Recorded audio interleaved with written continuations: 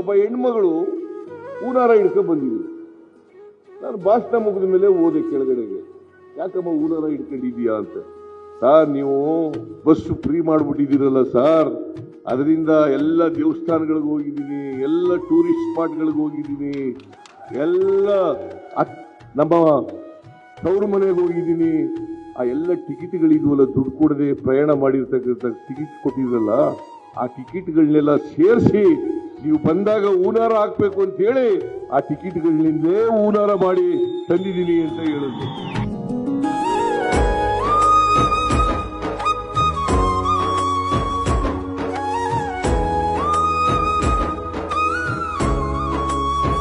ನನಗೆ ಟಿಕೆಟ್ಗಳ ಹೂಮಾಲೆಯನ್ನ ಹಾಕಿ, ಇದಕ್ಕಿಂತ ತೃಪ್ತಿ ಆಗ್ತಕ್ಕಂಥದ್ದು ಯಾವ್ದಾದ್ರು ಇದೆಯಾ?